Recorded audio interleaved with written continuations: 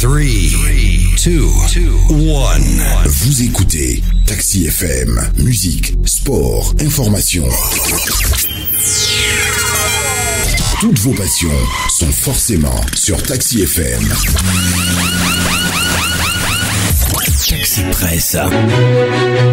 Retrouvez tous les jours de 11h à 12h45 Eric Gatan et ses confrères à bord du taxi de la mi-journée. Informations exclusives et coulisses de l'actualité tout azimut. Nos éditorialistes décryptent et commentent l'univers de l'actualité sans concession et sans langue de bois. Taxi Presse, tous les jours de 11h à 12h30 avec Eric Gatan. Mesdames, Messieurs, bonjour à tous. Nous sommes très heureux de vous retrouver ce matin sur la radio Taxi FM Lomé. Taxi Presse de ce mardi, c'est avec Fioclou à Danglenou, le patron du journal L'Enquêteur, Joël Lega, le patron du journal Fraternité, Acha Ibrahim, le patron du journal Temps Nouveau. On sera rejoint tout à l'heure en studio par Ambroise Pondio, le patron du journal Des Guardians. Ensemble, nous passerons au club les grands sujets de l'actualité. Nous parlerons politique, nous parlerons social également. Et nous allons commencer par la revue de presse, le quotidien Liberté qui est dans les kiosques parle de la présidentielle 2020, avec ou sans Faure Gnassingbé, c'est une interrogation du journal. Le RPT unir à la croisée des chemins, des cadres réfléchissent dans des cercles fermés, écrit notre confrère Liberté, on lira l'article à la page 3. L'imaginaire crise institutionnelle de Payadoa Boukwesi, le journal revient sur le sujet. Politique d'ici et d'ailleurs, Cameroun, prolongation du mandat des députés d'1 an. Le confrère revient sur le sujet, puis sur l'aménagement de la morgue du CHU, Sylvanus Olympio, des cercueils gouvernementaux déjà prêts pour faire disparaître à jamais des corps, renseigne le journal, qui publie aussi une interview de Nathaniel Olympio, qui dit, je cite, « Le peuple togolais n'accepterait pas une solution de la CEDEAO qui ne répondrait pas à ses préoccupations. » Vous lirez l'article dans le quotidien Liberté ce matin. L'autre quotidien, c'est Forum de la semaine. Sortie de crise au Togo, décision de la CEDEAO. En attendant la feuille de route, les talibans de l'ANC menacent avec la photo de Jean Eclou à la une du journal. Mobilisation des recettes fiscales. Les membres du CREDAF en réflexion pour l'amélioration des mesures d'exécution. Vous lirez l'article dans le journal.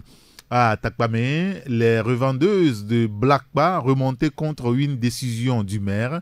Le confrère revient sur le sujet et puis sur le mouvement des Jeunes Unis qui mobilise ces sections préfectorales dans les savanes. Les détails sont à découvrir dans le quotidien Forum de la semaine. Le quotidien Togo Matin. Togo Matin qui parle également de l'amélioration du climat des affaires au Togo. Le nombre d'entreprises s'est accru au premier semestre 2018. L'article à découvrir à la page 2 du journal. Un autre sujet, c'est la politique. En attendant la feuille de route de la CEDEAO, place aux spéculations, écrit le journal, et puis éditorial, dans la diaspora, la cigale et la fourmi. Nous connaissons tous cette histoire. Et puis un autre sujet, un dossier sur la culture du soja au Togo, campagne, production et vertu. L'article à découvrir dans le journal, le quotidien Togo Matin. L'éveil de la nation. Feuille de route pour une sortie de crise d'ici le 31 juillet. Quel visage le Togo aura-t-il après la thérapie de choc de la CEDEAO? C'est l'interrogation du journal. Le confrère qui revient également sur le dialogue de haut niveau sur l'énergie durable. Le PM Klassou présente la riche expérience du Togo à l'ONU. Et puis après Djeri, Taman en Belgique, Gogoligo a agressé en Suisse. Quel état démocratique voulons-nous construire? C'est l'interrogation du confrère. Le journal qui parle également des microfinances hors la loi. Un danger public qui ruine les populations. Le ministre Sani Yayan entend prendre le taureau par les cornes. Vous lirez l'article dans le journal L'éveil de la nation. Et puis, le dernier journal avec nous ce matin, c'est l'Alternative. Le confrère qui évoque la libération des prisonniers politiques.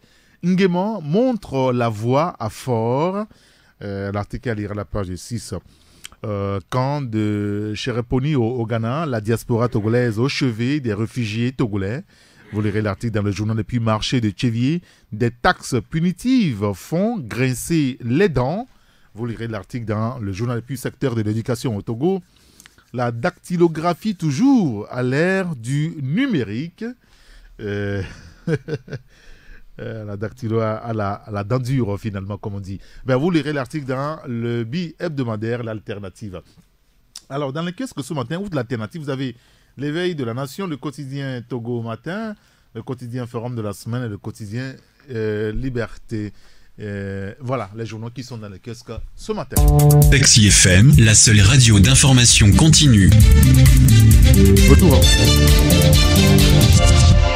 Retour en studio avec mes confrères Fioklou à Danglenou. Bonjour Fioklou, merci d'être avec nous. Bonjour aux passagers de Taxi FM. Merci de nous avoir rejoints. Bonjour à Acha Ibrahim. Bonjour Eric, bonjour à nos passagers et bonjour aux confrères en studio. Parfait. Ambroise, merci d'être avec nous. Bonjour. Oui Eric, bonjour. Je dis bonjour à toutes les auditrices et les auditeurs de Radio Taxi FM. Joël Ega qui prendra la parole dans une seconde à une autre. Bonjour Joël. Bonjour mon frère. Vous bonjour. Allez bien? Non, je vais bien. Parfaitement bien. Les Evala, l'édition 2018 bat quand même son plein dans la région de l'Akara. Hier, Tchitchaou a vibré. Aujourd'hui, il y a plusieurs cantons qui vibreront et également. C'est quand même une fête qui conserve quand même toute sa noblesse, il faut le dire, au-delà de la fête de l'administration qui se joue là-bas aussi. Au-delà de la fête de l'administration. Oui, c'est comme ça que cela se dit désormais. Enfin. Effectivement, au-delà de la fête de l'administration. Les Evala, Fort Nyasingbe a le mérite devant ses oncles d'avoir gardé ce que son père a instauré et de son vivant. Les Evala sont demeurés cette fête traditionnelle nationale. Cette fête traditionnelle nationale. Non, pourquoi c'est national? Ça se joue que dans le pays kabyais. En pays kabyais, je veux dire. Oui, mais justement, et les Evala arrivent à bloquer tout ça, on ne va pas revenir là-dessus. Justement, c'est pourquoi c'est devenu la fête de l'administration. C'est devenu l'occasion de justification des dépenses exagérées et dans les budgets sur toutes les lignes, pour chaque détenteur d'un portefeuille. Quand tu dis c'est pour les Evala, bon, ça passe. Mais je crois que dans... Ah, d'accord. Oui, mais tant que tu dis c'est pour les Evala, ça passe. Tu vois, nous connaissons beaucoup de sociétés où, que tu le veuilles ou pas, quel que soit l'état de vos finances, pour les dépenses pour les Evala, il faut rapidement les exécuter. Mais je crois que il est bon, au-delà de cette pratique peu orthodoxe, pas du tout orthodoxe pour la gestion de la richesse commune. Au-delà de cela, il faut assainir un peu tout ce qui se fait autour des Evala. Parce que nous autres, nous sommes ici à Lomé, mais les Evala, c'est aussi l'occasion de prodada de la part de certains, à l'endroit des autorités. Je crois qu'il faut ramener la fête dans son contexte pur et plutôt tirer en fait ce qui est la richesse, ce qui fait la richesse de ce rite-là dans la construction de l'homme. Est-ce à dire que dans cette affaire, finalement, on est en train de laisser de côté ce qui est le rituel même des Evala, Fioklou à Danglenou, parce qu'il y a tout un folklore autour quand même de cet événement. Hein. Oui, en dehors du folklore, on ne peut pas dire que les rituels sont laissés de côté parce que à chaque fois, on fait toujours cette cérémonie traditionnelle. Et les luttes que nous voyons à la télé ne sont que l'habillement des rites traditionnels et voilà. Et il faut avoir à l'esprit aussi que ça relève de leur culture. Bien sûr. Et l'essence même de cette culture est toujours gardée. Et ce que nous voyons là, ce ne sont que des habillements pour la télévision. Ambroise Ponjo, le chef de l'État vient de la région, c'est pour cela qu'on a quand même toute ce bruit autour de cette fête. Non, bon, d'abord, moi, je dis que c'est une fête traditionnelle, Oui, bien sûr. c'est une fête culturelle et initiatique. même au-delà de Fogna Singbe, même si ce régime n'existait pas, moi je milite pour que cette culture kabyle existe au Togo, parce que des fois ça devient intéressant de voir qu'il y a une culture qui est là, qui focalise les attentions. C'est parce que dans la durée, il y a des mal à faire ainsi. Et moi je le dis et je le répète que c'est un truc qui est intéressant à sauvegarder. Gérard disait ici qu'en réalité la fête a été politisée. Oui. En fait, c'est un rite initiatique doublé de fête traditionnelle et culturelle qui a été politisé par Eyadema en son temps. Fogna Singbe est venu, il a réduit le temps, oui. Le temps auquel toute l'administration participe. Et au temps d'Eyadema, du lundi au dimanche, de l'autre lundi au dimanche, ça va être 2 semaines, vous restez à Kara. Mais aujourd'hui, il semble que les choses ont un peu changé. Oui, ça fait une semaine. Il faudra réduire ça en 1 semaine. Et même comment vous les appelez, les directeurs centraux, tout ça là qui se déplacent là-bas, les week-ends, ils sont là, le lundi, mardi, mercredi, ils reviennent à Lomé pour les activités. Donc c'est ce qui a changé, que moi j'ai remarqué, qui est bien. Et c'est pourquoi je dis que cette fête, même au-delà de ce régime qui bientôt va partir, comment ça doit être sauvegardé. Non, le temps est arrivé. Rien n'est éternel. Bon, on n'a aucune certitude derrière. Eric, moi je ne me focalise pas sur des querelles politiques, tout ça là. Toute chose qui commence a toujours une fin. Oui, bien, ça on le sait. Et la fin, ça se lit. C'est ce que j'avais dit depuis.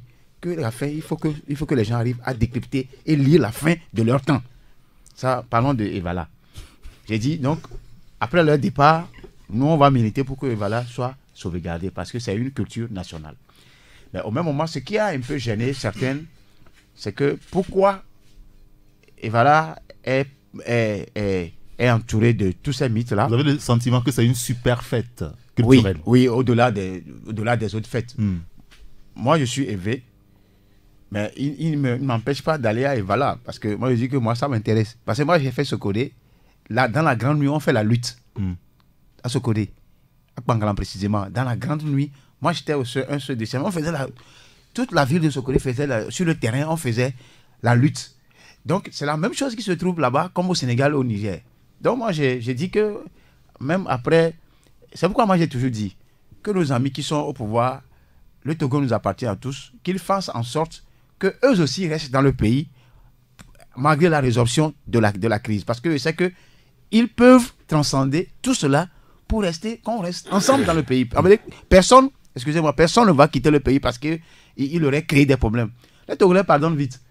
C'est le temps là qu'on leur donne de se recroqueviller et de se repentir pour rester dans le pays, pour que le développement du Togo puisse avancer. Donc, Evala va sauvegarder. Maintenant, quand je prends le cas de Adjinuku d'Agbogozan. Agbogozan, par exemple, c'est une fête hautement culturelle et traditionnelle. Ça attire du genre depuis le Bénin, Ghana, l'Europe. Mais on ne donne pas tellement d'engouement à la fête. C'est ce que certains ont souvent regretté. Pourquoi c'est là-bas, c'est fait. C'est pourquoi c'est Eyadema qui l'a fait comme ça. Mais il faut essayer de réduire ça. Ça y est, ce qu'il y a à César, il faut lui donner à César. Oui, bien sûr. Lui, il a réduit ça et il fait en sorte que les directeurs reviennent pour faire leur boulot et partir.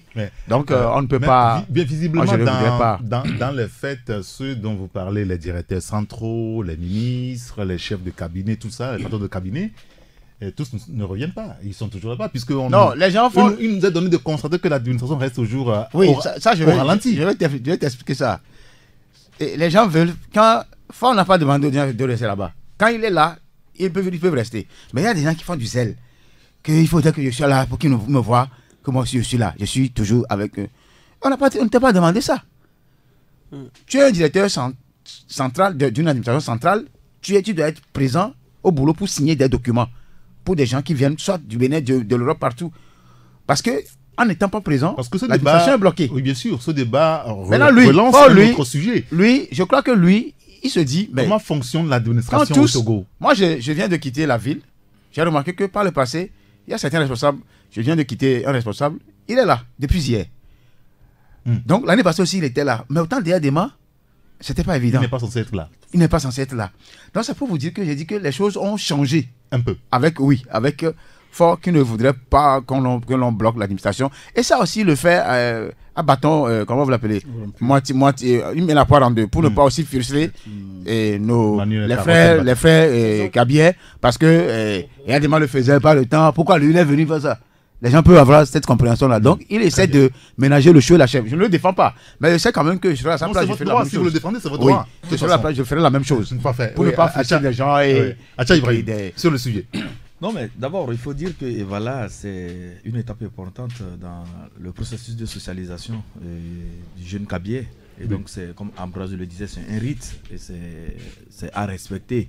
Ça se passe un peu partout. Vous voyez aussi comment les luttes au niveau du Sénégal, ça accroche beaucoup et le côté médiatique qui est...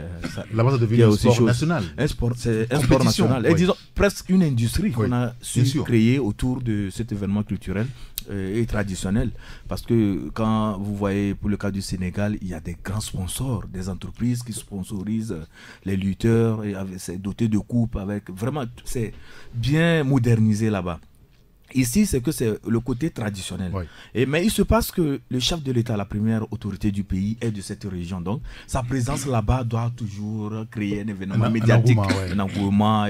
Voilà, c'est le côté. C'est le patron qui est là. C'est le patron qui est là. La presse est là. La presse nationale doit couvrir cette activité. Parce que ça entre aussi, excusez-moi, dans le fonctionnement normal de la République. Parce qu'il était devant des populations, et même il cite cela en tant que fils du milieu, mais il y a en même temps l'autre casquette qu'il porte en même temps en tant que chef de l'État qui participe à cette manifestation culturelle et traditionnelle. Donc voilà le côté de la chose. Maintenant, par rapport à l'administration, d'arriver à un moment donné à dissocier les choses.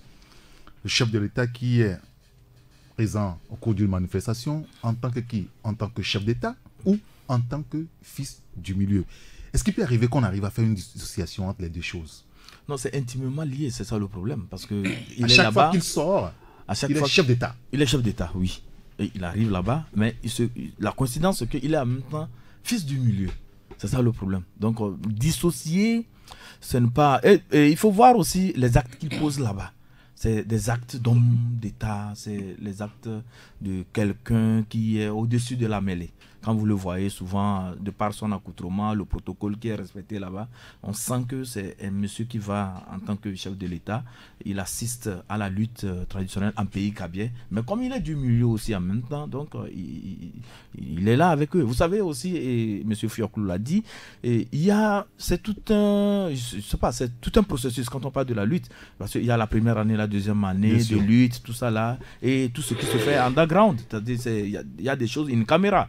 Le processus initiatique même, il y a les cérémonies et tout ça là, on ne nous montre pas ça. Et c'est la lutte, voilà, là, c'est l'apothéose. Donc le chef de l'État est là, il assiste à cela et vraiment, et on lutte et ça crée beaucoup d'attractions dans le pays. Et ce que le peuple kabien a su faire, et même au-delà, parce que tous ceux qui organisent des activités connaissent des activités culturelles. C'est tout un événement. Ils ne sont pas forcément de la région. Non. Ceux qui organisent la foire, même la rencontre de Kara, tout ça. Voilà, donc ils ont saisi l'événement traditionnel pour créer vraiment tout un événement d'ordre national autour de la chose. Quand vous prenez un pays Yéké, c'est la même chose.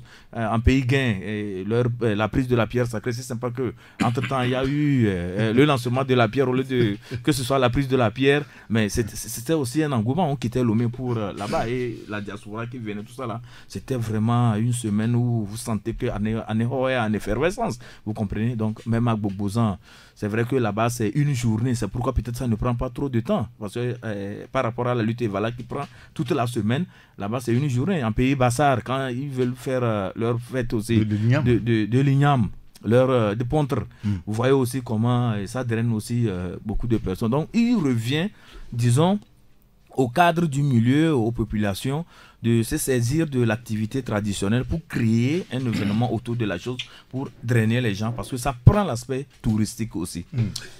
Joël, oui. Faure Gnassingbé, président de la République, à Kara, durant les Evala, ou Faure Gnassingbé, fils du milieu. Est-ce qu'on peut arriver à dissocier les deux personnalités au cours d'une manifestation, que ce soit lors de ces débats-là ou à ces sorties, pendant un événement, durant un événement? Non, je pense que personnellement, moi je ne trouve pas de débat sur la question parce que c'est une anomalie qu'on traîne depuis des années. Et l'anomalie, elle est là. Et ben, on en parle aujourd'hui. Est-ce que ça fera que tout à l'heure, on va revenir, le monde va annuler ce qui se fait. Dire que le programme est bloqué pour cette semaine. Ce qu'il faut dénoter, c'est que de moins en moins de directeurs centraux, de moins en moins de responsables administratifs vont, se couvrent de poussière pour aller juste faire les yeux doux au chef de l'État là-bas, contrairement à ce qui se faisait du temps d'Yadema. Mais comme un peu, je vais piocher un peu dans ce que Ambroise a dit, légèrement dans ce que Acha a dit, parce que c'est sa réponse qui s'est tellement alimenté ta question. La question sur la portée qu'on donne aux évalas, je le répète, c'est une anomalie. C'est une anomalie de fait qu'on a trimballé durant de Yadema à son fils, et que tout le monde sait aujourd'hui que les choses ne doivent pas se passer comme telles. Mais je le dis, pour débattre de la question, c'est pas le lieu, mais il faut reconnaître que c'est une des questions majeures qui doit s'inscrire dans le cadre du débat sur les réformes. Sur les réformes menées après, dans le cadre de la résolution de cette crise-là. La question de la taille, de la dimension, de la présence du chef de l'État, oui, et puis de tout le protocole, tout l'arsenal d'État qui est mobilisé autour de la seule fête des évalas pendant une semaine. Il faut qu'on pose la question. Savoir, par exemple, il faut qu'on pose le débat. Quand est-ce que le président de la République sort? Quand est-ce que le chef de l'État sort? Parce que c'est pas la même chose. Effectivement. Quand est-ce que Faure Gnassingbé lui-même sort? Effectivement. Parce que quand vous voyez déjà... tu as posé la question indirectement, tu demandes si c'est une visite officielle ou c'est une visite privée. Oui, c'est une visite officielle de par le traitement que la TVT fait de l'événement. De part, moi, ça fait un temps où je n'ai plus vécu cette réalité-là, où quand on commence le journal de la TVT, on commence par les évalas. Pourquoi? Parce que c'est le chef de l'État qui est là. Oui. Est-ce qu'on n'a jamais commencé le journal par exemple, à Boubozan, c'est-à-dire que, non, tant que le chef de l'État est à Lomé, il est en audience, on parle d'abord de ça avant de parler de Boubozan. Donc, c'est le chef de l'État qu'on met en ligne de mire. Effectivement. Donc, c'est une visite, c'est un voyage officiel que le chef de l'État fait. Est-ce que ça doit être le cas pour les évalas? Est-ce que les évalas méritent d'être traités comme tels au-delà des autres fêtes traditionnelles?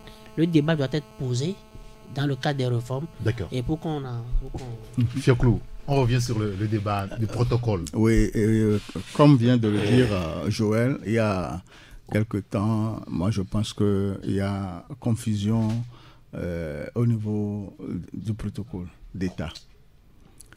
Le chef de l'État est d'un parti politique. Et quand il fait des sorties, on a l'obligation de nous faire savoir si c'est une sortie officielle, c'est une sortie du parti, ce que nous appelons sortie privée. Parce que dans les autres pays, par exemple en Europe, quand les chefs d'État veulent aller dans leur milieu, tout ça, on dit visite privée et le protocole et la sécurité, tout ça, là, c'est restreint. On n'engage pas les moyens de l'État comme si c'est des visites officielles, les moyens de l'État sont là. Le problème qui se pose aujourd'hui, c'est de revoir le protocole et de différencier ces genres d'événements qui sont à être respectés obligatoirement. Le traitement des informations au niveau de la TVT, comme vient de le dire mon frère Joël, permet de découvrir que la TVT, que ce soit une visite privée ou pas, que ce soit Evala ou pas, parle du chef de l'État. Ça, personne ne peut dire le contraire. La TVT, le protocole ne permet pas à la télévision de savoir que ça, c'est ça, ça, c'est ça, ça, c'est ça. Parce qu'il faut qu'on nous dise si pendant ces moments d'Evala, le chef de l'État est en vacances ou pas. Il faut qu'on le dise. Il faut qu'on le dise. Oui, si oui. c'est le chef de l'État qui se déplace.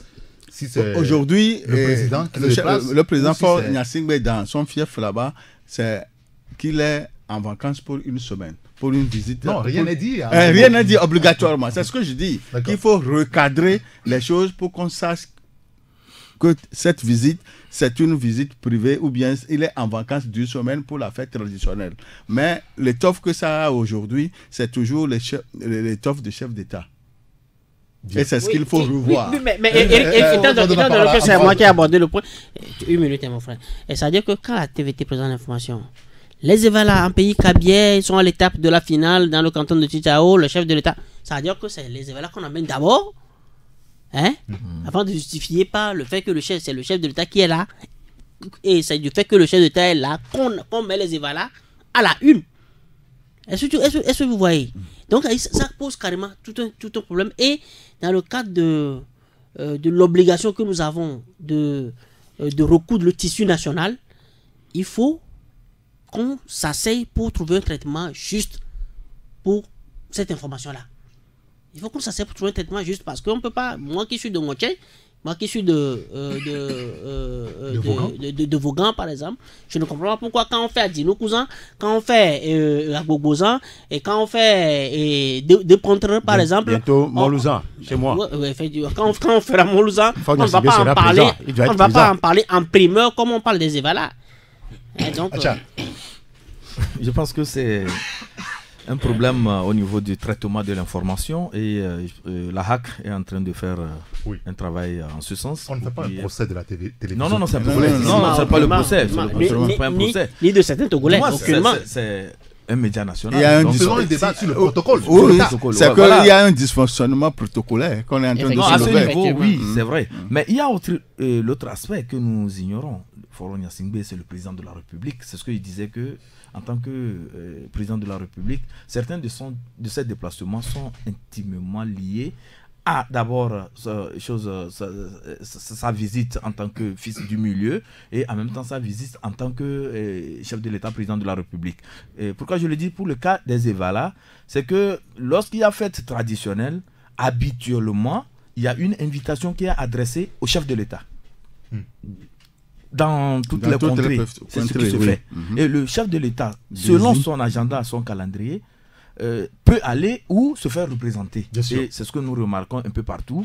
Lorsqu'il y a fête traditionnelle, que ce soit à Bassar, où le chef de l'État est souvent représenté par un ministre ou bien une autorité importante de notre pays.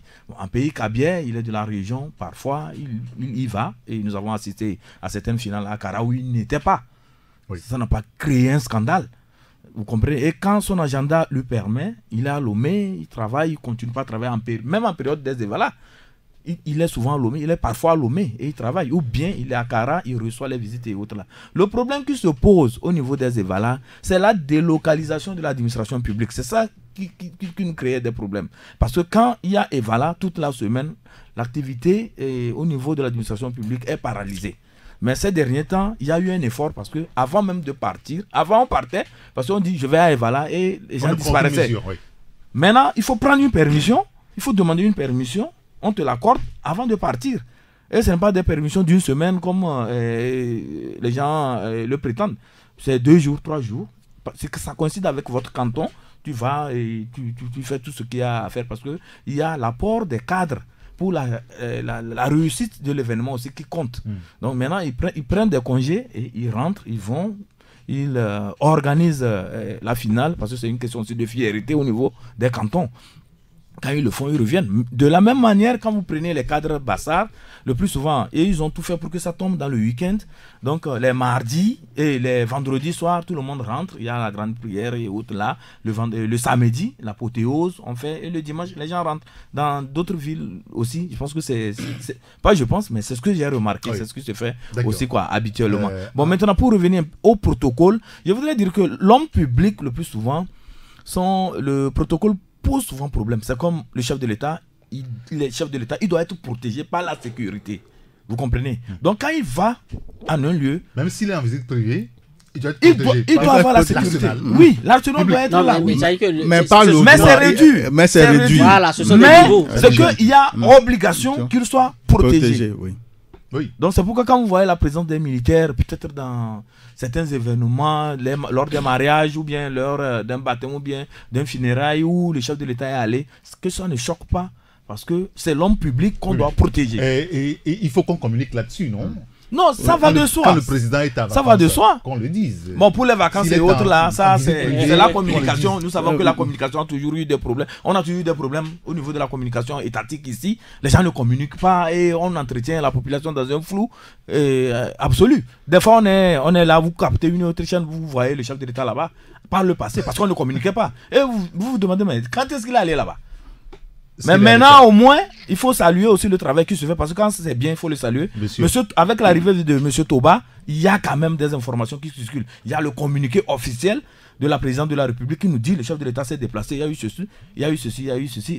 Le community manager aussi informe beaucoup sur les réseaux sociaux avec les déplacements du chef de l'État. Et ça, au moins, ça met les populations à l'aise. Les gens savent là où leur président est allé, ce qu'il est allé chercher ici. Qu'on ne soit plus surpris. Moi, je peux être en voyage, peut-être au Gabon, je surprends mon président dans la bagnole ou bien dans un hôtel. Je dis, mais quand est-ce qu'il est parti du pays? Vous comprenez, c'était pas bien. Puis c'est ce qui se passait avant. Maintenant on communique autour de la chose et il faut vraiment féliciter l'équipe de la communication de la présidence de continuer comme ça, surtout avec le digital maintenant. On a les images, on a tout. Nous, en tant que journalistes, ça nous facilite aussi le traitement des informations. Ambroise Ponjo. Malheureusement, ce n'est pas tout qu'on communique. Ça fait partie aussi, on vous dira, de la protection. Qui doit être su quand il disait que quand le chef d'État doit se déplacer à certains milieux, c'est pour sa sécurité, on le fait. Ça m'a rappelé cette image vidéo que j'ai vue par rapport à Georges Weah qui est sur le terrain et qui chantait les chants, qui chantait avec ses amis joueurs. Il y a quelques jours. On ne se rend même pas que c'est un président.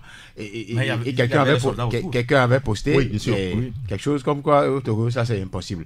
Et il y a aussi Macron qui est allé dans le truc là, dans le bunker de Fela Kuti, au Nigeria, et qui a dansé, tout ça là.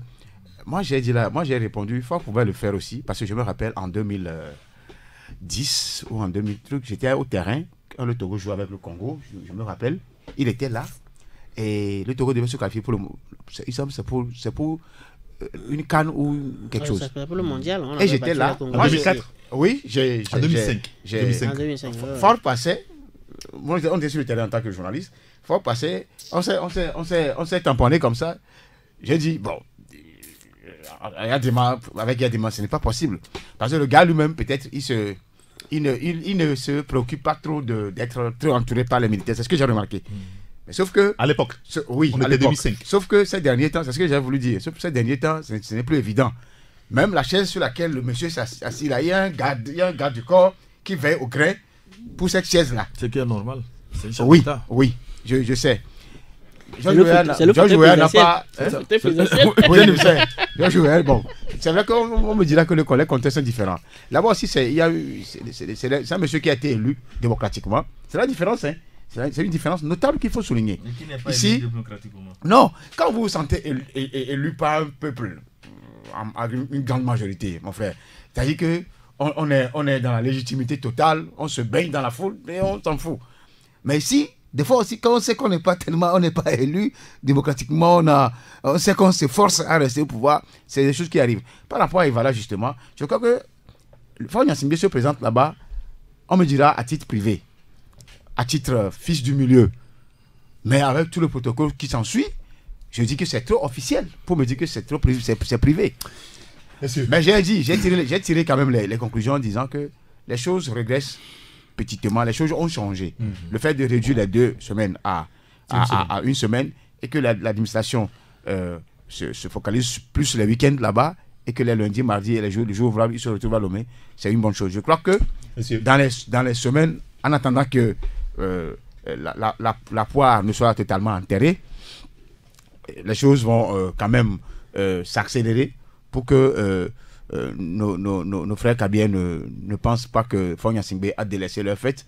Mais je sais quand même que ça se dit et lui-même il doit faire le constat que l'Evala n'est pas la seule fête traditionnelle au Togo. Et je voudrais, avant de parler politique, avoir votre avis sur le projet d'électrification de notre pays. savez qu'il y a un grand chantier qui est ouvert. Il y a quelques jours, il y a eu une grande conférence, sinon une table ronde à Lomé qui a discuté du sujet. Est-ce que notre pays, quand même, peut arriver à s'autosuffire énergétiquement, si on peut le dire, Fioclou? Oui. Parce que nous avons une dépendance de 80% quand même de l'énergie. Hein. C'est pas 80. Ce sont les chiffres. Ce sont les chiffres. Oui. Bon, moi, ce que je peux dire, c'est que le gouvernement togolais sait que l'énergie électrique est une nécessité pour le développement. Oui. Et depuis un certain temps, le gouvernement en place s'efforce à faire le nécessaire. Nous avons l'électrification urbaine, l'électrification rurale, avec les branchements par photovoltaïque et les projets ciseaux et autres là. Et d'ici 2020 jusqu'à 2030, d'après le directeur général de l'énergie, le Togo serait autosuffisant à 100%. C'est pourquoi ils ont fait cette table ronde là pour les bailleurs de fonds et que des sociétés sont là à mettre la main à la poche. On parle de 1000 milliards. 1000 milliards. 1000 milliards pour pouvoir jusqu'à avoir 2030. une capacité énergétique au Togo. Autonome. Oui. Et c'est possible parce que, on le dit chaque fois, quand il y a la volonté politique pour réaliser un projet de développement, ça s'accomplit aisément. Je vois les gars. Oui, mais je crois que... Le Togo dépend à 80% de l'énergie extérieure. Oui, je crois que 80% de l'énergie extérieure, a priori, ça doit être réduit très prochainement parce que nous avons vu tout le financement dont a bénéficié la société, des milliards, et quand les bailleurs acceptent financer.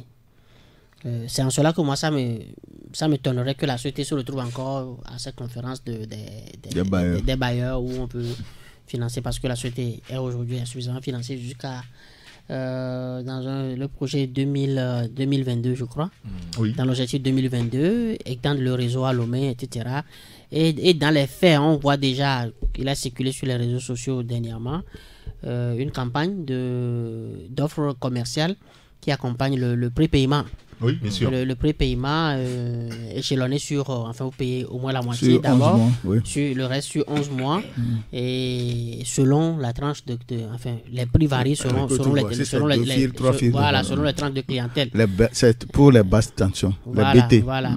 Je crois que, enfin, ça va participer à augmenter le taux d'accès quand, selon les sources proches de la société, on est aujourd'hui à près de 41%.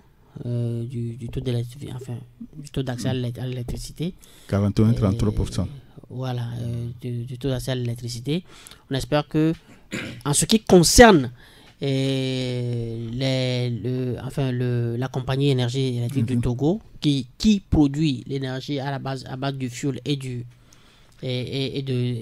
l'hydraulique, une partition sera faite. Mais je crois que le gouvernement voudrait plutôt plus surfer sur l'énergie renouvelable. Oui. Les énergies renouvelables. Et mais le paradoxe là, c'est qu'on confie plus ce marché-là aux expatriés. Et vous voyez Total qui est maintenant sur ce marché. Oui, est-ce que nous avons les moyens, nous, de produire cela, de pouvoir travailler là dans ce Mais est-ce que... attends, qu'est-ce qu'on appelle moyen? Est-ce que l'État a jamais manqué de moyens? Si l'État le veut vraiment. Non, c'est-à-dire que si Ségolène Royal a accepté venir au Togo, c'est parce qu'on a trouvé notre plan tangible. Et maintenant, sur ces blancs aussi, quand ils viennent, c'est parce qu'ils trouvent ça tangible, mais parce qu'ils trouvent qu'ils ont leur compte à tirer. Est-ce que vous voyez? Donc je me dis, c'est vrai, on nous amène vers l'énergie pour l'accès à l'électricité pour tous d'ici 2030, mais est-ce que ça ne sera pas au passif des générations à venir? C'est-à-dire on aura à payer, ou alors on va céder carrément ce marché-là, au lieu d'encourager la compagnie nationale à aller sur ce terrain. Moi, je me dis aujourd'hui, il faut plutôt soit développer une autre structure parallèle de la société pour que l'État ait vraiment la même mise sur ce marché-là. Parce que, indirectement, quand on parle de Solergie et autres là, ils viennent en concurrence directe à la compagnie nationale. Oui. Parce que quand vous voyez l'offre commerciale même qu'ils font... Vous aurez souhaité que ce soit la société qui pilote ce même projet. Effectivement, même si ce n'est pas la société, qu'on demande à ces techniciens, ou bien le ministère se met en contact avec la société, on prend les techniciens nécessaires pour mettre en place un pôle qui dirige, à plus forte raison qu'au niveau de la société, il y a une direction des énergies renouvelables qui aurait été créée entre-temps. Justement, donc pourquoi ne pas renforcer cela et même c'est du temps de la première du premier passage de Kakati que cette histoire a été abordée, comme par exemple le prépaiement aujourd'hui. Quand le monsieur avait soulevé ça, on a dit non, que bon, ça dérange parce que ça n'arrange pas l'administration publique.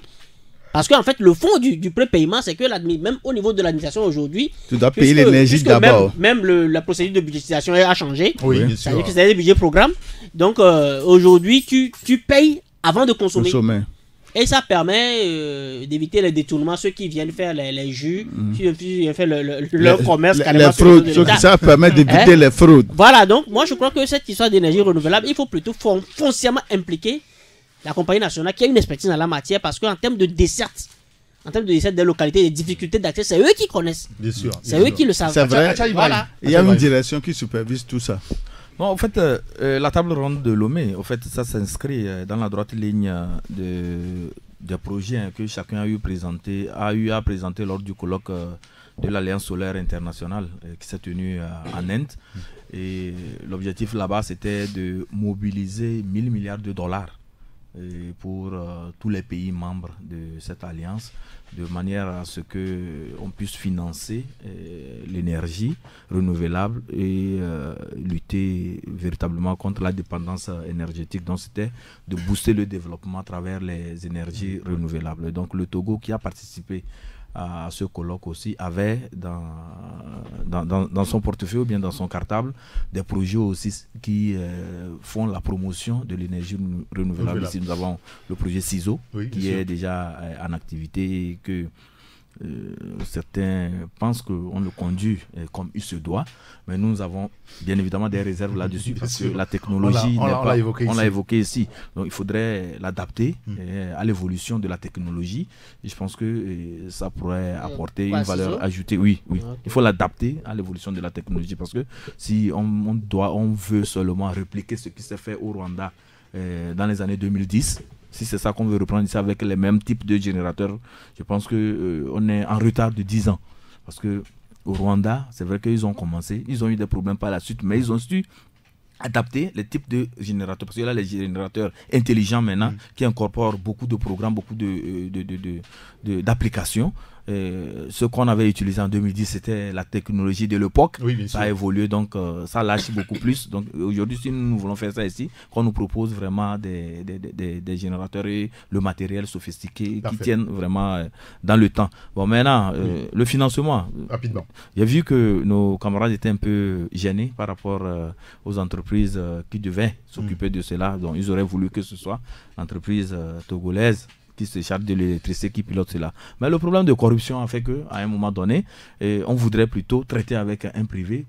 Et au moins, avec le privé, il n'y aura pas les... Est-ce que ça annule la corruption? Ça annule oui, d'une manière ou d'une autre. Au moins, les officiels, ceux qui ont l'habitude de faire des trafics d'influence, ne peuvent plus... On connaît les 5%, les 10% aussi. Oui, mais...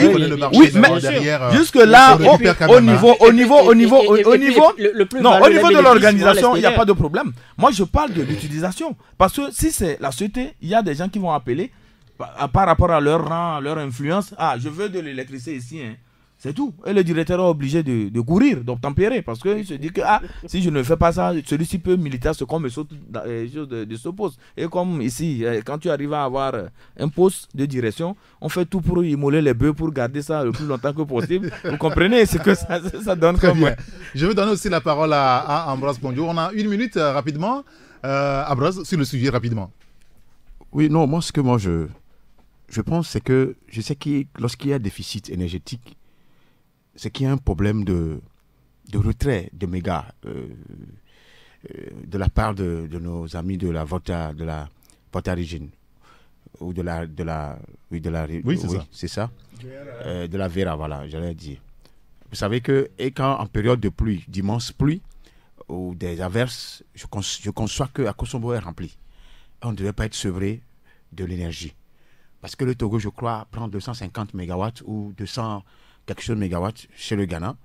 En période de soudure, la Côte d'Ivoire aussi en demande. Et là, on a des petits problèmes. C'est vrai qu'on n'a pas tellement de problèmes comme le Sénégal. comme le Sénégal ou certains pays où le délestage à un moment donné devient criade. Mais je sais aussi que nous avons la centrale Contour Global qui aussi fournit l'essentiel. Il y a Nangbeto aussi. 100 MW. Mais la coupure d'électricité en période de pluie, surtout quand on dépasse le mois de juin, ça me pose un sérieux problème. On ne me dira pas que c'est un monsieur qui s'est levé un bon matin pour aller couper parce qu'il faut couper. Et ça, c'est pas normal. Maintenant, le projet dont on parle, moi je crains qu'on endosse encore toute une dette sur le dos des populations, de nos enfants qui viendront payer demain, sans avoir eu réellement un résultat tangible dans 2, 3, 5 ans. Très bien. Ambroise, je ne sais pas si vous avez véritablement fini vos propos lorsqu'on devrait marquer la pause. Oui, je disais que la crainte que moi j'ai par rapport à ce projet de 1000 milliards d'électrification dans les zones rurales et autres, c'est d'un endettement qui ne dit pas son nom, qui est en train de courir et qui ne dit pas son nom. Le Togo s'est tellement endetté ces 10 dernières années qu'il ne faille pas encore se rentrer dans un cycle d'endettement qui risque de payer cher à la génération future.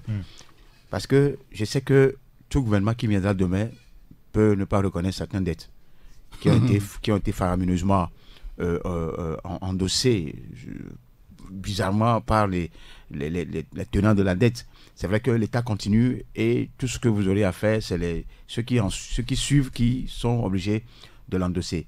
Et je sais aussi qu'il y a possibilité d'éponger des dettes, comme ces bailleurs-là. Moi, je les appelle des voleurs. Le font souvent. Donc, je dis qu'en réalité, il y a, c'est vrai, il y a nécessité d'électrifier les zones. Moi, je connais quelqu'un qui a fait amener un blanc dans une ferme, qui veut le blanc, avec son propre argent, veut électrifier la zone par l'énergie solaire, par ses propres fonds. On lui a renvoyé. Ouais, mais pourquoi? La localité se trouve au niveau des lacs. On lui a dit non, il y a d'autres projets qui vont venir. Parce que si celui qui dirige, celui qui est le tenant officiel du département d'énergie n'a pas bouffé, n'a pas trouvé son compte, il ne va jamais vous libérer, venir le faire. C'est ça le problème. Il y a des choses que je ne peux pas dire ici. Le monsieur a failli pleurer. C'est-à-dire qu'ici, à la radio, écoutez, nous avons les moyens, nous voulons installer l'énergie solaire. Pourquoi est-ce qu'on va nous empêcher de le faire? C'est-à-dire que tout comme tu vas dire que tu vas bitumer la route de Ségbé-Toi, Eric, on va te refuser ça. Que c'est un devoir de l'État de le faire. Ici, des bonnes volontés peuvent vouloir faire des choses comme ça, comme l'électrification. Mais sauf que quelqu'un va te dire non, on a déjà programmé ça. Parce qu'il faut faire des démarches administratives pour dire qu'au moins, même si c'est gratuit, nous voulons faire ça. Il faut aller voir le directeur de l'énergie ou le ministre de l'énergie. Je ne parle pas de ceux qui sont là actuellement. Je parle d'un projet, ça fait au moins 7 ans ou 8 ans. Je crois que c'est autant de Damipi, quelque chose comme ça. Et le projet là, le monsieur, le blanc s'est énervé. Il a fait quand même à certaines familles. Et les villageois étaient contents. Tout le monde souhaitait ça. Il dit il ne peut plus continuer parce qu'on lui a dit de cesser. Et le monsieur m'a dit, il m'a dit qu'il faut relayer ça, que sincèrement, c'est pas bien. Que quelqu'un qui est venu avec ses propres fonds, qui veut nous aider, on lui dit non, qu'il y a d'autres projets. Et depuis lors, jusqu'à présent, plus de 7 ans, le projet dont on parle n'est jamais arrivé dans le village. Très bien. Écoutez, on va aborder maintenant la question politique avec une programmation de meetings sur l'ensemble du territoire, presque on va dire. La coalition a sorti un communiqué hier. Elle organisera un meeting à Sokodé, à Bafilo, à Mango, il me semble. Tchévier aussi, il y a à Takpame. Mais la question de la transition reste toujours sur le tapis et au niveau de la coalition, on en parle. Et la question est de savoir, est-ce que la transition va être organisée avec Fort Nyasingbe ou sans Fort Nyasingbe? Le confrère Liberté en parle ce matin, écrivant que le RPT Unir est à la croisée des chemins. Est-ce qu'il y a des cadres du parti qui réfléchissent réellement sur le sujet en des cercles fermés? Joël, à votre avis? Je voudrais d'abord aborder la première partie de la question. Oui, la question de la transition. Non, d'abord ce que la coalition organise. D'accord, parfait. Les 7 jours d'activité que la coalition organise. Je crois que sur la forme, c'est-à-dire je voudrais parler des localités retenues. c'est bien. Je trouve que c'est assez intelligent de le faire comme tel. Mango, Bafilo, Sokode, Tchévier, Atakpame, etc. Mais je me demande pourquoi ils n'ont pas voulu en faire Kara. Ah. Oui. Pourquoi on n'a pas voulu faire des manifestations à Kara? Ils auraient pu. On ne va pas fonctionner sur des a priori. Ils n'ont qu'à demander à faire. Parce que les consultateurs ont bien dit étendre la possibilité de manifester à toute l'étendue du territoire.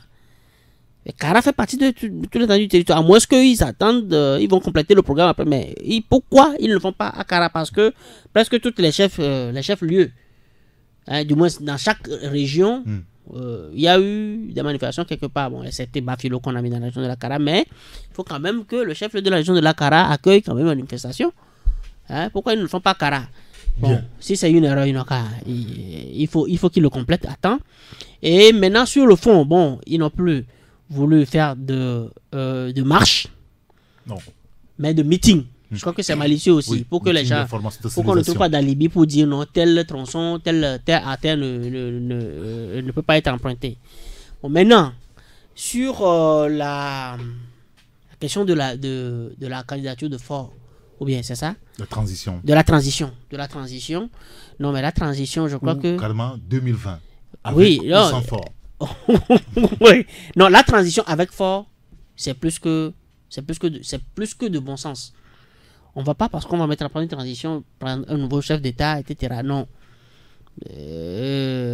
Enfin, on n'a pas besoin de ça aujourd'hui. Mais une transition qui fait les réformes avec Faure, mais maintenant la candidature de Faure, que ça soit décidé avant même la transition, ou que c'est la transition qui va décider. Moi, je propose que ça soit décidé avant la transition, parce que ça risque de prendre en otage la transition. On risque de voir le bis repetita de ce qu'on a connu en 91.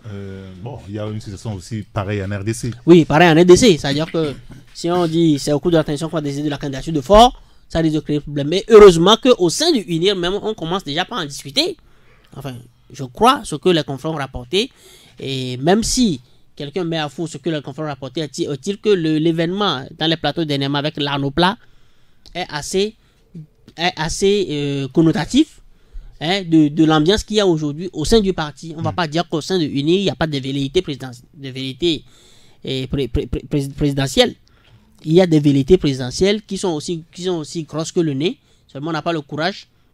On n'a pas le courage de l'aborder. Donc, si on dit que le parti se réunit aujourd'hui pour discuter de la candidature au nom de Faure Gnassingbé, et ce qui serait bon, c'est que le patron lui-même fasse amende honorable pour faciliter, enfin, pour catalyser l'évolution des discussions, pour dire non, moi, je ne serai pas candidat maintenant, autour de qui on va se réunir et qui en discutent. Thiokolo Adam Lenou, par rapport aux manifestations telles que prévues par la coalition avant, n'est-ce pas, la feuille de route de la CEDEAO. C'est une façon de tester la bonne foi du gouvernement? Justement, c'est ce que j'allais dire, puisque dans le communiqué du 27 juin, il est dit expressément qu'on souhaiterait que dans les localités de Mango, Bafolo, les manifestations aient lieu jusqu'à Dapan. Ce qui veut dire que 2 semaines après, la coalition a décidé de tester le pouvoir pour voir s'il est toujours dans le jeu de la facilitation et avoir le programme. Sur Kara, ils ont parlé de libérer les détenus, des manifestants qui sont arrêtés lors des manifestations. Mais pour les meetings de sensibilisation, Kara n'est pas là-dedans. Mais il y a bien sûr Mango, Bafilo et Sokode. C'est un piège qu'ils ont tendu au pouvoir pour jauger de sa crédibilité, de l'acceptation du communiqué du 27 juin. C'est mon point de vue. Ambroise Bondio. Sur la question de manifestation, en fait, moi, par la coalition. J'étais en train de lire quelque chose comme quoi ce communiqué de la coalition était une intoxication. J'avais voulu envoyer un message au chargé de communication de la coalition de nous confirmer qu'effectivement, et l'intoxication, celui qui envoie le poste dit qu'en fait, si la coalition devait organiser la manifestation, il y a une conférence de presse qui précède. Donc il y a comme quoi il y a un flou, tout ça là c'est des intoxications. Il dit que peut-être c'est eux, ils disent que c'est encore celui qui envoie le poste dit que c'est encore le laboratoire bleu qui aurait envoyé ça comme quoi il y a manifestation. Maintenant, il va falloir avoir une réelle confirmation de la coalition, comme quoi il y a effectivement des manifestations sur 7 jours. Maintenant, quant au contenu, quant au fond même de l'organisation de cette manifestation, je crois que, tel que Joël l'a dit, je crois que c'est stratégique et c'est réfléchi de pouvoir positionner les manifestations sur les 3 villes, pas des marches, parce que d'aucuns auraient aimé avoir des marches.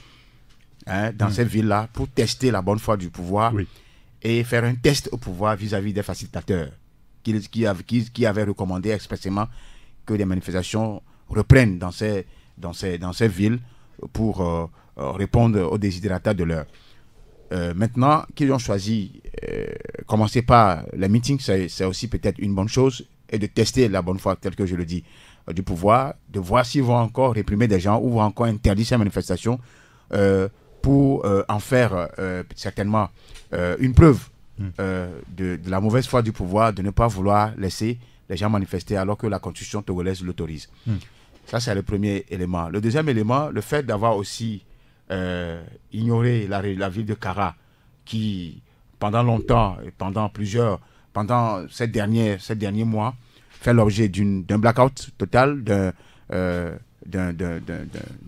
refus de manifestation pour des raisons que des gens ignorent.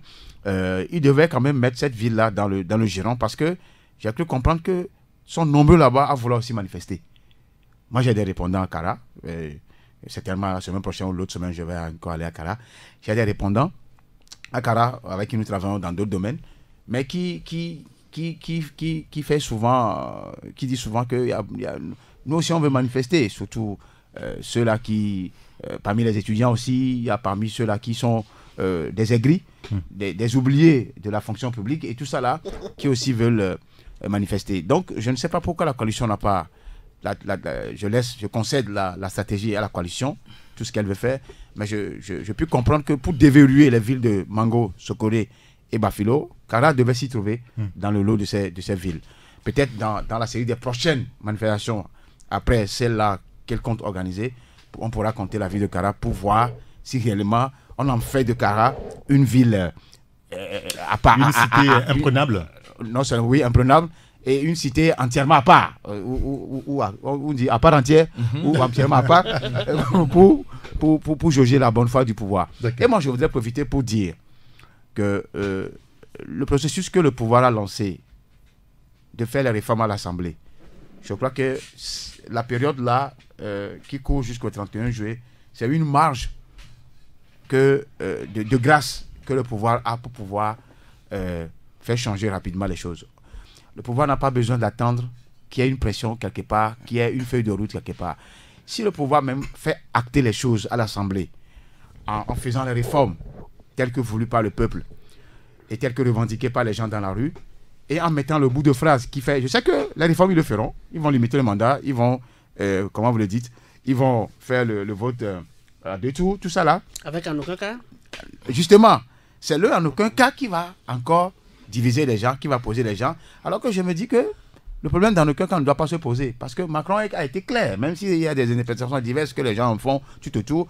Quand un président français vous dit que le blackout, où il a utilisé son mot, le statu quo, et c'est fini, mais allez comprendre tout ce qu'il veut dire. Donc, et je sais aussi qu'il y a des laboratoires qui sont très actifs ces derniers temps, au sein de UNIR, qui sont en train de réfléchir à vouloir trouver un remplaçant à Fagne Sibé. Ça, on a l'information.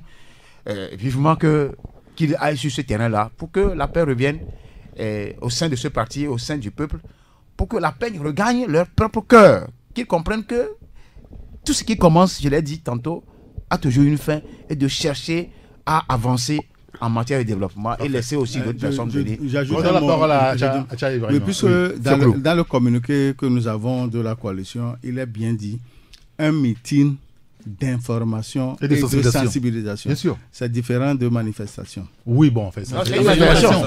C'est une manifestation. C'est pas une marche. C'est pas une marche, une mais manifestation. Tout ça là, c'est une manifestation. Meeting, c'est différent d'une procession. C'est différent d'une procession, mais c'est une manifestation. Acha, maintenant sur ce sujet. Le tout, ce serait en 2020. Hein. Oui. Avec fort ou sans fort, le débat n'est pas encore tranché. Hein. Oui, oui.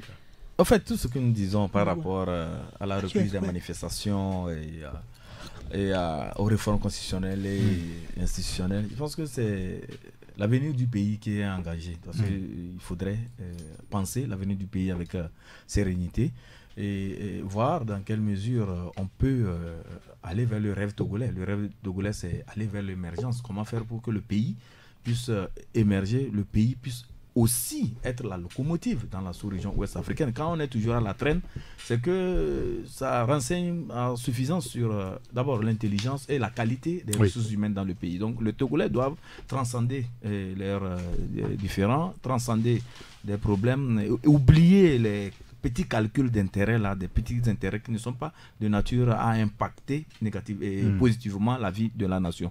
Donc sur ce, moi je dirais que c'est vrai que la CEDEAO a sorti un communiqué la dernière fois, mais s'il faut se baser sur le communiqué de la CEDEAO pour tester la bonne foi ou quoi du gouvernement, moi je me dis qu'on est en train de rentrer dans ce que nous appelons de la politique spectacle.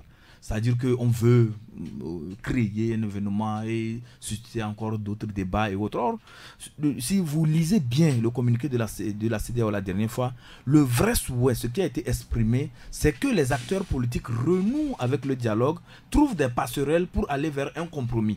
Mais si on veut être dans l'histoire, je vais tester, voir si toi là tu vas répondre ou pas, on n'est pas en train d'aller vers ce que nous appelons le compromis. Moi j'aurais préféré que l'opposition cherche en tout cas des passerelles avec le pouvoir et ensemble avec le pouvoir décider une fois pour de bon d'offrir vraiment un avenir radieux à ce pays. Parce que ce pays a tant souffert des problèmes politiques et autres. Ce faisant, on évitera la feuille de route de la CEDEAO qui sera un diktat.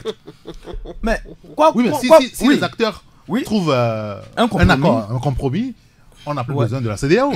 Oui, la CEDEAO. Quand on attend, quand je vois les gens... Elle avisera. Mais quand je vois les gens fantasmer sur cette feuille de route, on dirait que c'est des recettes miracles qu'on amène au pays. Mais les gens seront surpris.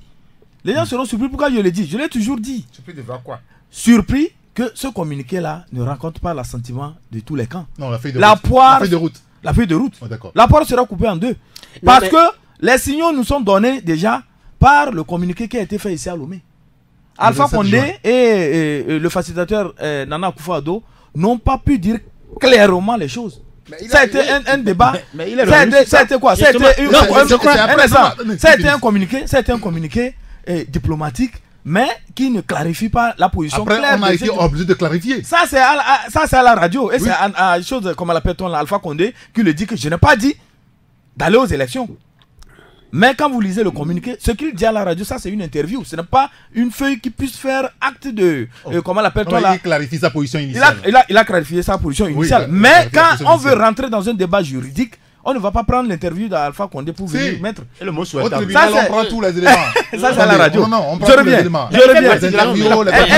Un instant. Quand vous prenez aussi Macron, la position de Macron, quand il le dit, il a su aussi trouver un mot aussi pour nous embrouiller. Je disais que quand nous voulons nous infantiliser, nous ne voulons pas compter sur nos ressources personnelles, nos ressources internes, les gens prendront du plaisir à jouer avec nous. Et voilà Macron qui part du statu quo. Et quand vous commencez par suivre les explications, les interprétations qui sont faites autour de ce statu quo, mais vous allez être embrouillé et vous allez rire. Que vraiment, les gens sont en train de jouer avec nous. Non, mais Joël, je ne suis pas d'accord avec mon frère. Oui, c'est votre droit. Excuse-moi. C'est ça d'ailleurs Eric, je dis, ceux qui veulent spéculer, selon leur fonds de commerce, sur le mot statu quo sur le statu quo dont parle Macron, ben, ils n'ont qu'à spéculer.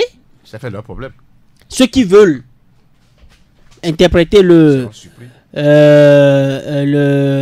communiqué du 27 juin d'insuffisant.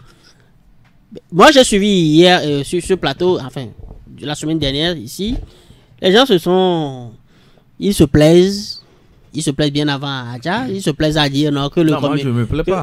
Non, je dis bien avant. Non, ça voudrait dire que... Toi, tu n'as fait que rempiler. Non, mais les gens ont créé déjà le lit. Non, que le communiqué est imprécis. Mais en politique, il n'y a que le langage diplomatique. Quel langage les gens veulent qu'on utilise? en politique, dans les relations internationales. Oui, mais si Alpha Condé était Excuse-moi. obligé de clarifier la position de Oui, de mais la justement, facilitation, c'était pas clair. parce que c'était pas clair, justement. Oui, justement, mais quand les gens veulent oser à interpréter à tort, on revient pour les recadrer. Quand vous prenez Oui, justement. le cas de la excuse-moi. Permettez à Et puis- le cas de la Guinée-Bissau, puis- le cas de la Guinée-Bissau, non, là il y a eu des sanctions Attends, contre excusez-moi, les non. autorités, Il faut qu'il mais termine c'était d'abord. clair. Vous avez tout à fait tout à l'heure. Oui, mais Allez-y, justement, allez-y. attendez, mais la Guinée-Bissau, par exemple, le premier G, les premières décisions qui ont été prises, ils ont voulu l'interpréter à tort, on les a recadrés. On les a recadrés, Oui, mais ça se si passe on comme vous donne, on vous donne un texte, vous estimez que, enfin, vous manifestez votre volonté de ne pas comprendre le fond de ce langage diplomatique et vous voulez faire à tort, on vous recadre. Mais si on veut aujourd'hui, on dit que le communiqué est insuffisant, donc on veut aller aux élections, mais on n'a qu'à aller aux élections.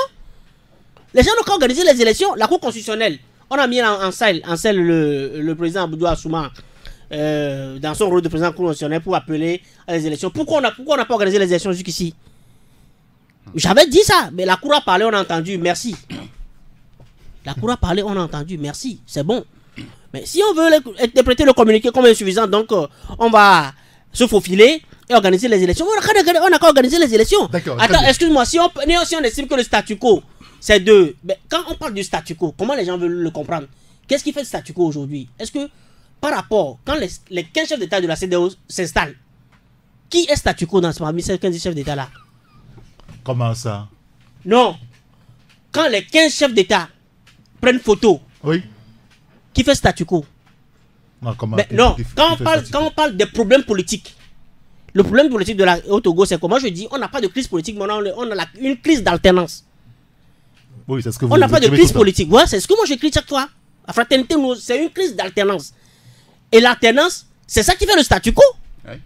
Mais on dit que le statu quo ne sera pas éternel. Mais il faut avoir, mais excusez-moi, mais quel que soit le commerce qu'on fait sur ce problème, mais ayons le courage de voir quand même A, si c'est A, et de dire à notre ami non, ceci c'est noir, on peut plus se badiner à le qualifier de blanc et se tromper éternellement. Merci mais beaucoup, Joël. Asseyons-nous pour voir comment faire changer cette couleur-là. Merci beaucoup, Joël. Oui. Fioclo dans le lot. Oui, moi j'ai eu la chance d'être avec la présidente de la coalition, Madame Adjamago Brigitte, le jeudi sur Zéphyr. Elle disait ceci. C'est moi qui lui ai posé la question. Madame, s'il vous plaît, depuis le 27 à ce jour, les deux facilitateurs vous ont donné le temps pour que vous ayez des contacts avec le pouvoir en place avant le 31 juillet. Qu'est-ce qu'il en est aujourd'hui? Elle m'a répondu, jusqu'à présent, il n'y a pas eu de passerelle entre eux. Et c'est le pouvoir qui doit les appeler pour quoi que ce soit. Et même le communiqué qui a été signé la dernière fois, on a voulu sortir le communiqué et le signer comme ça, sans qu'il ne soit au courant au préalable. Et c'est Fabre qui avait dit non, on doit savoir ce qui était dans le communiqué. En ce moment, le président est venu et il est déjà reparti. Et ils ont lu ça dans la salle et ils ont dit, bon, est-ce que vous avez des suggestions? Ils ont bien dit le délai qu'on a donné, le délai indicatif de 28 novembre, là, qu'on ne peut pas faire les élections en ce temps-là. Que pour faire les élections, ça doit prendre au moins 9 mois pour la préparation et autres. Ce qui veut dire qu'aujourd'hui, les deux camps sont toujours sur leur position. Donc, il y a un statu quo. Il y a un statu quo. Les deux camps sont sur leur position initiale. Personne n'a bougé. Personne n'a bougé. Elle a été claire. Non, moi, je ne pense pas que ce soit la même interprétation. Hein. Quand Macron dit, moi, la manière dont j'ai compris le mot, le Togo, parce que les gens l'ont interpellé au Canada, on l'a interpellé en Allemagne. Le monsieur, en Washington, le monsieur est vraiment fatigué du problème togolais. C'est la lecture que je fais. Et il dit, le statut quo n'est plus permis, quelque chose comme ça. Ça veut dire quoi? Ça veut dire que... Le problème, c'est est-ce que non, c'est laisse-moi pas il a aller. utilisé ou bien plus? Puisque certains disent plus, d'autres disent Que pas. soit plus ou pas, tout ça là. Possible. On parle de statu quo. Le statu quo, c'est la dictature qui n'est plus possible. C'est le frein à l'alternance qui n'est plus possible. Ça, il faut dire que ce soit clair. Au temps de Hollande n'a jamais effectué une visite officielle ici au Togo. Au temps de l'autre président, il n'a jamais venu, mais lui là, il a mangé un peu avec les Bolloré, oui. Et Il a mangé. Tu as vu quand il mangeait. il mange partout. C'est Kadhafi, il mange. Il n'y a pas de Je problème. n'invente rien. Maintenant, Macron est venu. Macron, avec son idéologie capitaliste, c'est vrai, a voulu quand même, après avoir été interpellé plusieurs fois, il est fatigué du problème togolais, il ne peut pas recevoir Faure Gnassingbé, encore moins il ne peut jamais venir ici, a préféré envoyer son discours vers son répondant en tant que premier investisseur au Nigeria. Et il a été clair, il dit, on ne peut plus continuer avec le statu quo au Togo. Le statu quo, c'est quoi? C'est que les mêmes personnes sont là depuis 51 ans. C'est ce qu'on lui a ressassé dans ses oreilles au Canada, à Washington et en Allemagne. Et c'est de ce statu quo dont il parle. Laissez la chance au Togo d'évoluer en termes d'alternance. Quand vous êtes diplomate, vous comprendrez vite ça. Quand on ne veut pas le statu quo, qu'est-ce qu'il faut faire? Il faut aller aux élections. Mais justement, Eric, laisse-moi lui répondre à mon grand frère Fiakoulou. Oui. Quand il parle d'élection, Oui. pourquoi le communiqué dit il serait souhaitable, le mot souhaitable? Oui, c'est le mot là qui a été utilisé justement. Ça veut dire que on ne peut quand même pas, et Alpha Condé est revenu sur ça, on ne peut quand même pas laisser les gens comme ça à volo. On leur donne une date limite pour qu'ils puissent quand même aller aux élections. Mais nous ne sommes pas au Togo pour organiser les élections. Mais nous, on leur dit de chercher les élections. Si c'est qu'il ne devrait pas y avoir un consensus, il a mis l'accent sur le mot là. Le consensus devait parler de quoi? Le consensus devait être dégagé au cours des négociations qui puissent déboucher sur des réformes. Et ces réformes-là devaient déboucher sur une ouverture, justement, les élections. Mais si on ne fait pas ces réformes, pensez-vous qu'on peut aller aux élections? Non. Le pouvoir en place aussi est prêt pour ces réformes. C'est ce que je dis. Qu'eux-mêmes, ils ont enclenché quelque chose à l'Assemblée. Oui. Ce qu'eux-mêmes, ils avaient refusé parce qu'ils avaient envoyé un projet de loi à l'Assemblée. L'autre Eux-mêmes, ils ont rejeté. On a 5 000. L'autre sujet, c'est la feuille de route de la CEDEAO. Aujourd'hui, nous avons tous les yeux rivés sur cette feuille de route. Est-ce que ce que dira la CEDEAO sera accepté par tout le monde? Dans une interview que publie ce matin Liberté, il y a Nathaniel Olympio qui dit que le peuple togolais n'accepterait pas une solution de la CEDEAO qui ne répondrait pas à ses préoccupations. Ça voudra dire que si la CEDEAO ne parle pas le même langage que la coalition, on ne sera pas d'accord, et vice-versa. Oui, Oui, c'est ça. Non, je pense que déjà sur Radio Victoire, la dernière fois, le président de la jeunesse de la NC, Jean Clou, l'a bien dit, que si ce qui ressortira de la feuille de route de la CEDEAO ne répond pas aux aspirations de la population, de Dapaon à Lomé, le peuple sera debout contre ça. Ibrahim. Je pense que je me suis plusieurs fois prononcé sur ça. Oui. Il dit que si les gens se cramponnent sur leurs intérêts personnels, il va de sorte que le communiqué ou bien la feuille de route qui va sortir puisse ne pas plaire à chaque camp. Chacun va vouloir. Vous avez dit qu'on coupera la poire en deux, c'est clair. Oui, ça c'est diplomatiquement ça. Ça, on coupera la poire en deux et chacun, en tout cas, en avisera. Mais l'autre problème, quand je insiste toujours sur les passerelles qu'on doit créer dans ce pays, que les Togolais reviennent se parler, essayer de trouver un compromis. Parce que cela me tient à cœur parce que c'est la seule voie pour pouvoir trouver des solutions qui répondent un peu plus à la volonté populaire. Aujourd'hui, est-ce qu'on n'est pas allé trop loin pour pouvoir maintenant s'asseoir et se mettre d'accord sur l'essentiel? Il suffit seulement d'oublier certains intérêts. Quand je le dis, parle d'intérêts, comprenez-moi bien. C'est d'oublier certains intérêts. Ne pas penser que sans vous, le Togo ne peut pas évoluer. Ne pas penser aussi que c'est vous qui allez faire évoluer le pays. Voilà. Il met toujours la foi en deux. Très bien. Oui, toujours. C'est un diplomate. Oui, mais pourtant, lui-même, il vient de reprocher au communiqué du 27 juin d'avoir été trop diplomatique. Non, je ne reproche pas. On se fie à ça. C'est juste un pic. Allez-y, Joël. Oh non, c'est mon frère. Non, ce que la feuille de route. Les déclarations du côté de Nathaniel Olympio comme des jeunes de l'ANC, ça fait partie de pression politique. Oui, de la pression politique. C'est une stratégie politique. C'est une stratégie politique. C'est une stratégie politique. Ils veulent garder toutes leurs chances. Je vous dis que si notre crise est arrivée à ce niveau, c'est parce que nous sommes devenus une anomalie dans la sous-région. Non, mon frère. C'est-à-dire que les Français, pour contrôler la sous-région, ils ont trouvé nécessaire d'aller voir le Nigeria, qui économiquement... Si les Français s'intéressent autant, ils savent que quand ils contrôlent le Nigeria, ils contrôlent toute la sous-région. Raison pour laquelle ils disent non, que dans la question togolaise, le Nigeria aura un rôle très important à jouer. Que Buhari soit là ou pas. Oui, parce que Buhari, il va aux élections et il peut partir. Oui, c'est aussi ce qu'il faut comprendre.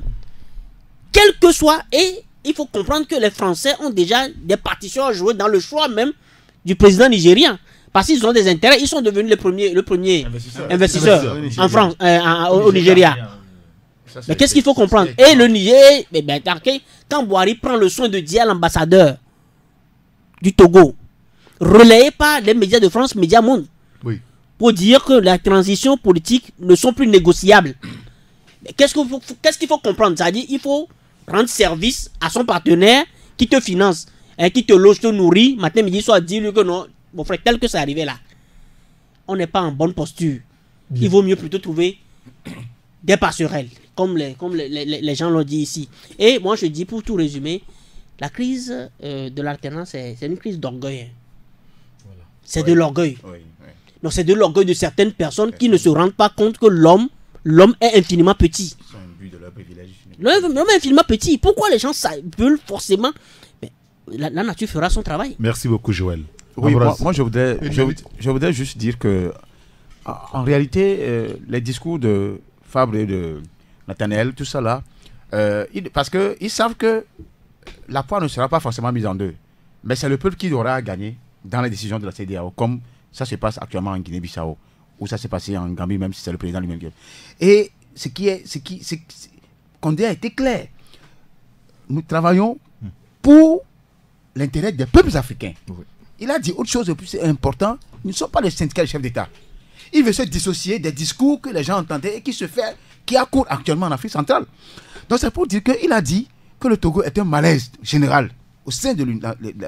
Donc c'est des garde-fous que nos amis politiciens de l'opposition sont en train de mettre. Puisque entre-temps, d'ici 31 juillet, beaucoup de choses peuvent se passer. Bien sûr. Beaucoup de choses peuvent se passer. Donc, faire déjà une pression en sourdine pour ne pas faire fléchir la position en faveur du peuple. Pour ne pas faire fléchir l'esprit du communiqué du 27 juin. Tout à fait. Pour ne pas faire fléchir l'esprit du communiqué au sens originel du terme. Donc, aujourd'hui, ils font bien même de faire la pression sur la CEDEAO parce que ils ne vont jamais faire en défense du peuple. Parce qu'en le faisant, ce serait un précédent dangereux dans leur propre pays. Messieurs, merci beaucoup. Fioklo Adanglonou, Acha Ibrahim, Joël Lega et Ambroise Gondio. Merci d'être venus pour le débat. Merci également à Jack Prosper qui a assuré la coordination technique. Appelez-moi Saint-Irrigator. À demain. Taxi FM 93.1, au cœur des grands événements.